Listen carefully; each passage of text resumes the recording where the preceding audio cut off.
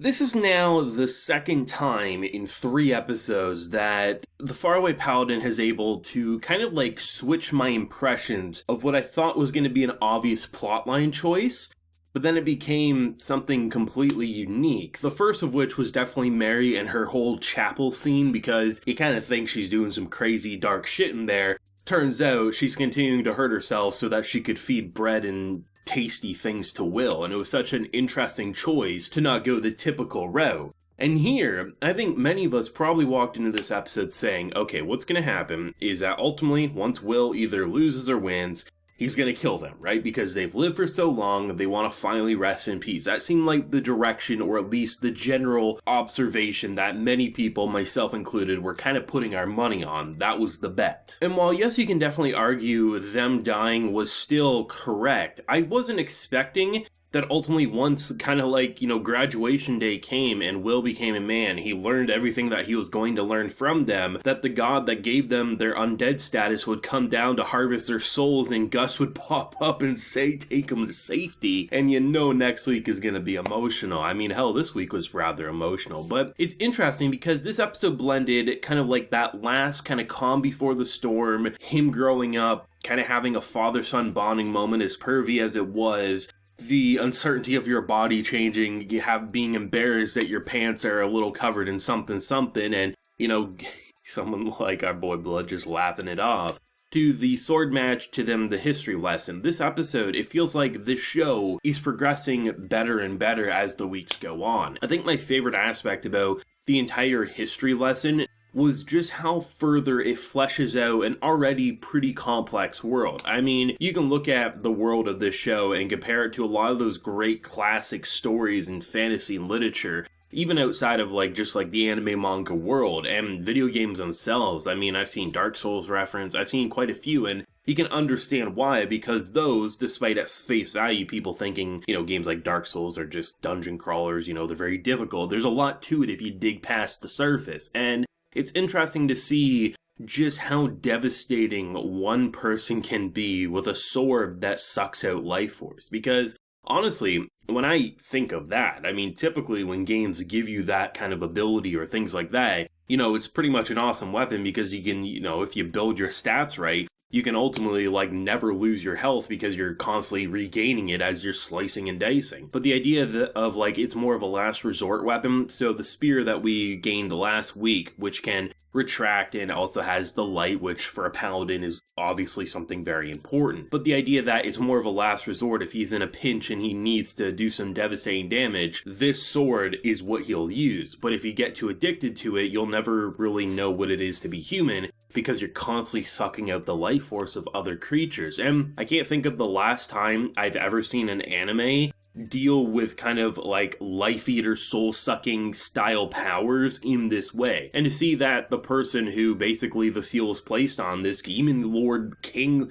horrible scumbag Satan himself, I mean, he was powerful. I mean, he even bested Blood, and it made it look rather easy. So the idea that they've been kind of guarding a seal for, I think they mentioned in this episode, it was 200 years at that point, give or take. And basically the pact was made that they would, this god is basically harvesting and turning so many people into undead and kind of creating a perfect undead army. And the idea of now going back to why characters like Mary are getting punished by their god when she continues to pray to them, it's all kind of lining up, and you can see the very elegant kind of it was a breadcrumb trail that you probably have been following, but the extra little informations that you can't see coming until they hit you, like in the case of this episode, it makes things so crystal clear. The thing that makes that entire situation so great was, he pretty much was told that he, even though Blood ended up winning, ultimately Will bested him. He showed a lot of promise. I mean, the whole idea with his shield, because he knew if he deflected with his sword, the sword would break, so how would he get in close?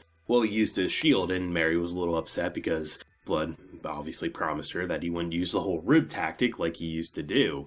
But it's interesting because you really feel like this was a goodbye even before the god popped up, right? You knew this was, he's going to have to kill them, he's going to have to do something, maybe something that Gus taught him.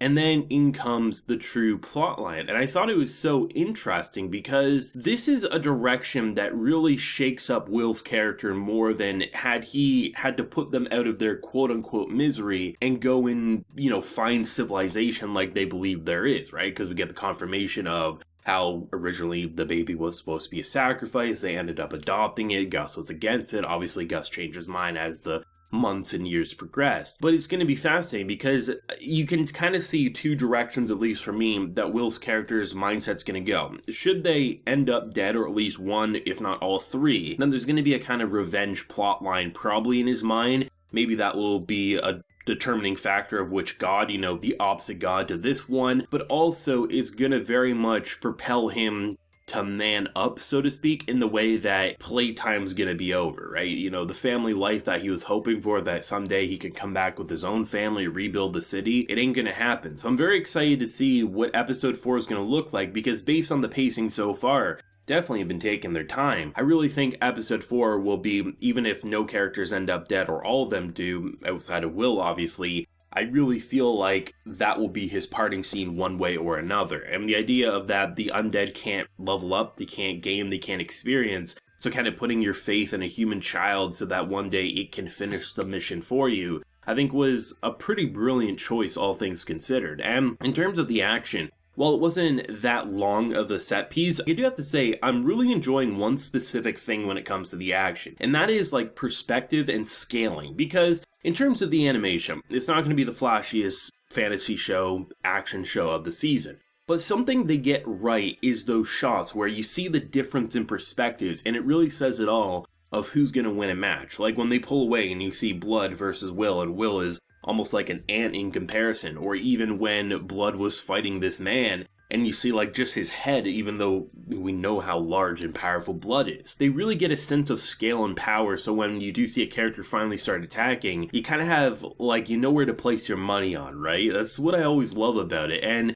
it was just a really, I think, perfect episode for episode 3. I mean, you get the whole puberty situation, which honestly don't really recall the last time I've seen anime handle it in a pretty genuine way. I mean, of course, this is a family dynamic, but also this is a growing boy who this isn't a biological mother, and it's the only female around, and honestly, it's not like the grossest mummy I've ever seen. So you can understand the wet dream and how everything progressed there. But the fact that they didn't really make it like too pervy, but also just kind of like drunken shenanigans to then into that emotional sequence, it was pretty damn seamless. And I'm not sure how Paladin was able to accomplish it, but leave it to the show. I mean, overall, I've now left 3 episodes even more excited every single time. And I feel like as emotionally devastated as I'll probably be leaving episode 4, the remaining episodes of Core 1, and hopefully we'll get a Season 2, a Core 2, eventually sometime in the future, will be insane. The excitement is getting better, the series is getting better, the heart is so good.